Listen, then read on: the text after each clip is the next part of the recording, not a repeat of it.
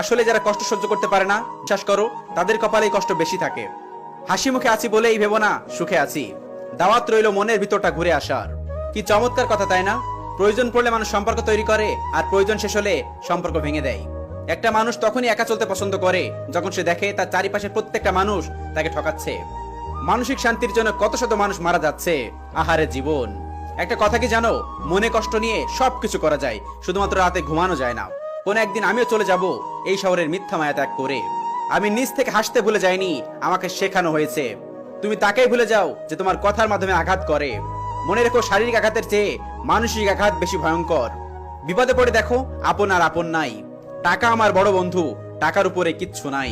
আমি যার কথা ভেবে কষ্ট পাই সে আমাকে ছাড়াই হেসে বেড়াচ্ছে। তুমি ভাবো আমি ভালো আছি, আমি ভাবি তুমি ভালো আছো। সত্যি বলতে কেউ ভালো নেই। পরিবারের মানুষগুলোর কাছে বোঝা হয়ে গেছি। খাবার খাওয়ার সময়ও খোঁটা দেওয়া শুরু হয়ে যায়। মনের কথাগুলো আল্লাহ সব জানেন। আই উইশ তিনি এক সময় সব ঠিক করে দেবেন।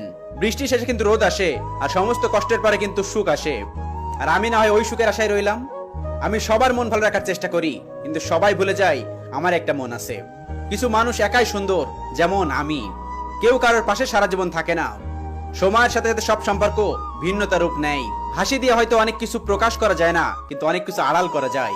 নিজেকে তুচ্ছ হওয়া বন্ধ করুন, কারণ আপনি হচ্ছে আশরাফুল মাখলুকাত, সৃষ্টির সেরা জীব। কেউ প্রতিশ্রুতি দিয়েও ছেড়ে যায়, আবার কেউ রোজ ঝগড়া করেও শেষ অবধি থেকে যায়। জীবনটা সংক্ষিপ্ত, প্রাণ খুলে হাসুন, মন খুলে বাঁচুন। খুব ছোট্ট ছোট্ট কারণগুলো বেঁচে থাকার জন্য যথেষ্ট। ভালো থাকার জন্য বিশেষ কিছু লাগে না। উপরে হাসি কিন্তু ভিতরে ক্ষত। ঘড়ি মানুষকে সময় দেখায়, আর সময় মানুষকে আসল রূপ দেখায়। কিছু মানুষের অপেক্ষায় থাকতেও ভালো লাগে। নীরবতার কোনো অভিযোগ নেই। একা থাকার মাঝেও একটা অন্যরকম ভালো লাগা কাজ করে।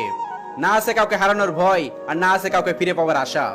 মানুষের স্বপ্নগুলো ভোরের জমে থাকা শিশিরের মতো, দিনের আলোর সাথে সাথে তা বিলীন হয়ে যায়। একা থাকাটাও একটা নেশা। আমি এখন সেই নেশায় আসক্ত। সে চাইলে আমার মন ভালো করে দিতে পারে, কিন্তু তার সময় নেই। প্রিয় মানুষগুলো কুয়াশার মতো, দেখা যায় কিন্তু ছোঁয়া যায় না। অনেক ধৈর্য ধরে আসি, কারণ আল্লাহ ধৈর্যকারীদের সাথে আছে। কেউ আমাকে ঘৃণা করে, আবার কেউ আমাকে ভালোবেসে বসে আছে। কেউ আমাকে ভরসা করে না, আবার কেউ আমাকে ভরসা করে বসে আছে। দুনিয়া কতটা আজব, তাই না? কেউ দেখতে চায় না, আবার কেউ এক নজর দেখার জন্য পাগল হয়ে আছে। জীবনে সবকিছু ভুলে গেলেও কিছু মানুষের ব্যবহার আজীবন মনে থাকবে। অনেকটা বেহায় হয়েও সম্পর্কটা টিকে রাখতে চেয়েছিলাম, কিন্তু তার মনে আমার কোনো অস্তিত্ব নেই, আছে শুধুমাত্র অবহেলা। চাইলে কি সব পাওয়া যায় যদি ভাগ্যে না থাকে? মানুষের দেওয়া শত আঘাত আমাকে বিচলিত করে না, বরং এভাবে আনন্দ পায় যে রব সব দেখছেন। সারাদিন হাসি খুশি থাকা মানুষটা নিস্তব্ধ হয়ে যায় কোনো এক মায়ার কারণে। এত গুরুত্ব দেবার পরেও যাদের প্রিয় হতে পারি নাই, তাদের কৃতজ্ঞতা জানাই। কারোর কাছে নিজেকে প্রমাণ করার দরকার নেই যে আপনাকে বোঝার সে এমনিতেই বুঝবে। যার কাছে সবাই হার মানে তার নাম মায়া। যেদিন তুমি আমাকে হারানোর যন্ত্রণা অনুভব করবে, আমি মানুষটাই হয়তো কারোর জন্য পারফেক্ট না। মোমবাতি পুড়ে যাওয়ার পর বুঝতে পারে তার ভিতরে থাকা সূত্রটাই তাকে পুড়িয়ে দিয়েছে, যাকে সে বুকের ভিতরে লুকিয়ে রেখেছিল। ঠিক এমনই হয় আমাদের সাথে। আমরা যাদেরকে আমাদের বুকের মাঝে জায়গা দিই, তারাই আমাদেরকে পুড়িয়ে ছাই করে দেয়। খোঁজ নিয়ে দেখবা তুমি কারোর কাছে এত স্পেশাল না। যদি একটু কষ্ট হচ্ছে তাতে কি যায় আসে? সব কষ্ট মুছে যাবে কোন এক সফলতায়।